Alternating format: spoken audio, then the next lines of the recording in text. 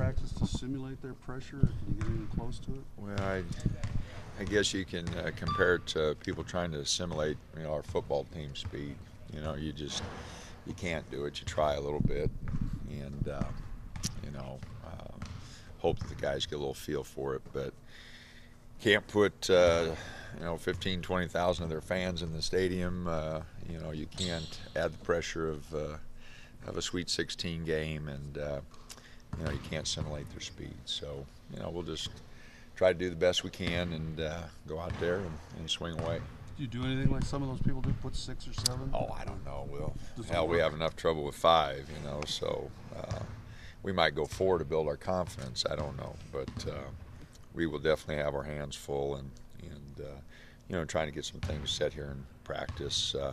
Heck, and I don't want them to be out here real long. And heck, it's late in March. We've been at it a long time, and heck, I'm tired. They're tired. You're just going right now on the excitement of being still alive. So,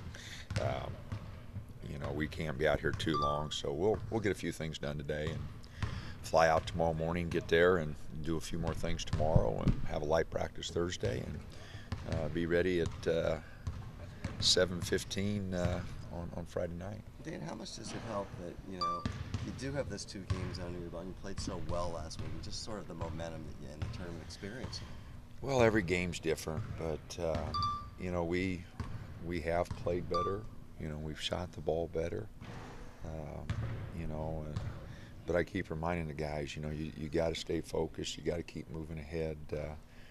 We turn things around in a week.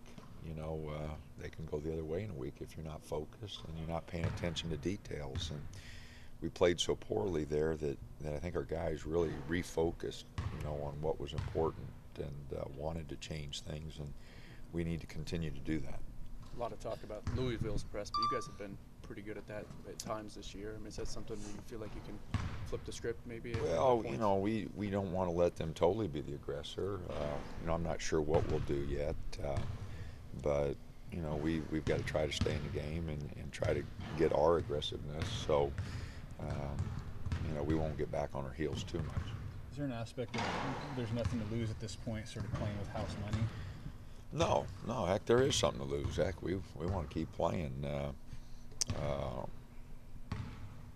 You'd like to be able to say that, but heck, we're the University of Oregon from the Pac-12. We expect good things to happen for us, and we're going to go swing away. And heck, we'll be really disappointed if we lose, and we expect to win. Did you allow yourself to be excited about being one of the final 16 with Duke and with Kansas and with all the other teams? Absolutely. No, I want our guys to feel that, and I want them to be excited. This is an exciting time of the year, and especially for our seniors. The opportunity to go through this, and our underclassmen. So yeah, I want them to be excited. Our coaching staff is excited. We're not taking this for granted. This is something that you earn, and we've had our set of obstacles thrown in front of us this year, and the guys have done a great job of overcoming those obstacles. And so, I definitely want them to enjoy this. How nice is it to have the seniors for another week to be able to coach, Barcelona and all that? Well, it's really good. I told them, before the game with St. Louis that I didn't want our season to be over, and that I wanted to keep playing, and so that let's get ready for this game and let's do the best we can. That message still applies. I hope they want to keep playing. I want us to keep coaching, and we want to play as long as we can. Obviously, this has a lot of this has to do with the players that are on the floor. But have you allowed yourself to step back at all and appreciate the coaches that are in this regional as well? Well, there's one name that obviously doesn't fit with the other 3. Their resumes put mine to shame. So, no, it's those guys have all won national championships. They're all, Hall of Fame coaches, and it'll be a challenge for our team and our coaching staff. But we are excited about that challenge.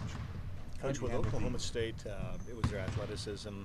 I think the veterans with the other game.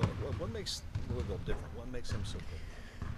That's a combination of things. I don't think it's any one thing that you can put your finger on.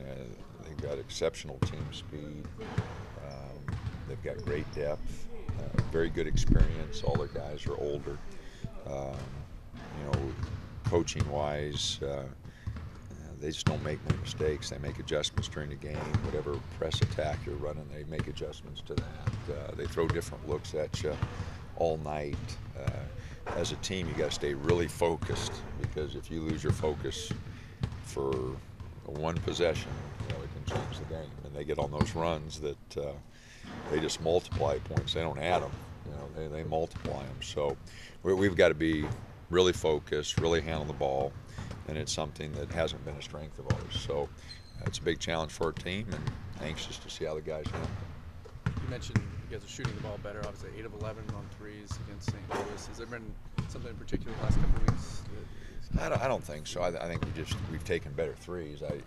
Maintained early in the season. We just, it's such a fine line as a coach. You don't want to take their confidence, but yet you don't want them to be too optimistic about what they're throwing up there.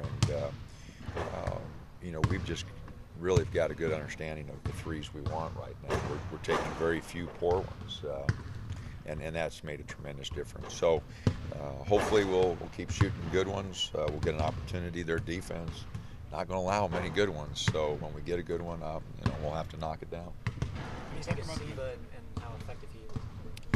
Well, he's really explosive. I mean, those two guards, Siva and Smith, are as fast, quick a duo as we've faced. I mean, it's not even close. And they're very effective at getting to the rim. They're very effective at making shots for their teammates. And then defensively, what those two guys do is really something with their steals and making things happen in the open court. So they got a pair of guards there, and everybody knows college basketball starts with guards. And that's why they're the #1 seed in the tournament, and that's why they're favored to win it all. Heck, I think even the president's got them favored to win it. So I mean, it's they've got great guards. Is it fair for Arslan had 6 and 7 offensive rebounds the last couple of games? Do you expect him to be able to pull that off against their big man? I just want Arslan to do the best he can. He's given us that in almost all the games. He'll play, and he'll play with a purpose. Whatever those numbers total up to be, I know he'll give us a great effort. Do you think the key is just limiting your unforced errors? If that's true, I mean, you do anything like you work in video, and just anything you can do detail-wise to maybe not telegraph some passes, or if this team is going to have their hands all over you, probably going to not get called a lot of fouls, probably. Well, they do go a little bit by the premise that they can't call all the fouls, and they are active with their hands. They do try to make things happen. You mentioned unforced errors. We can't have any of those because we're going to have plenty of forced errors. Their athleticism just lets them do that, and they take a lot of risk, and there's a lot of risk reward with what they do. So we're going to have to handle the ball better than we have. It's no secret that we have not done a good job throughout the year. It's a combination of things. We don't have a lot of ball handlers. We've played different lineups. We're playing 3 freshmen a lot. So there are a lot of excuses why we turn it over a lot, but we've just got to do a better job. How have you been handling the emotions, what was made after the game with Tony tearing up a little bit? How have you kind of tempered the guys to let them know what's...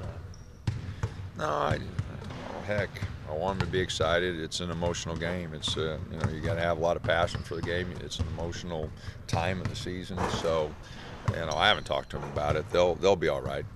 That crowd will be there, and they'll be motivated.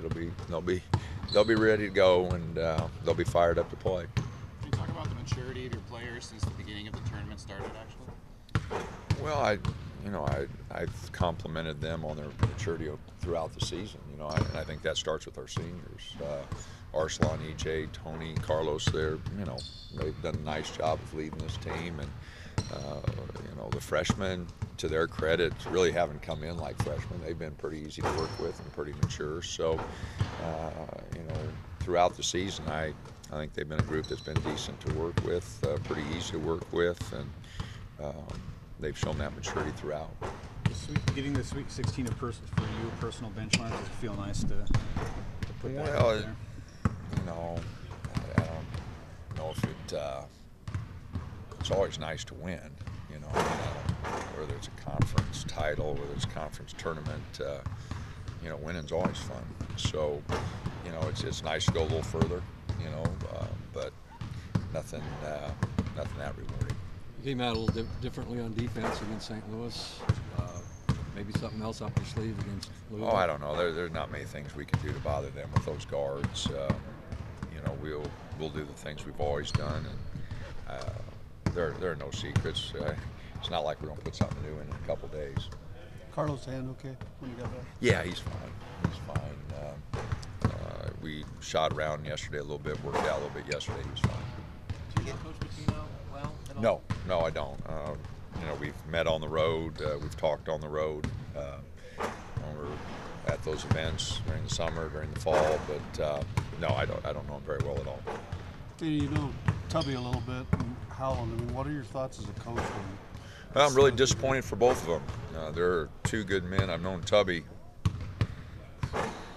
1982. That's a long time.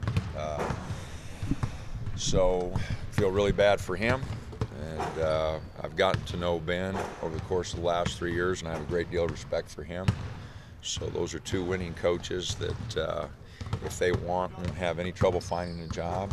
And we're in a profession where, you know, if the university changes their mind, you know, we're all big boys. You know, we're well paid, and if they make a decision to go a different direction, you know, that's their decision. I feel bad for both guys because they're good coaches and they're good men, and it is a little bit of a shock, you know, you go through that publicly. But I'm sure if both of them want other jobs, that somebody will be willing to hire both those guys because they both do a tremendous job.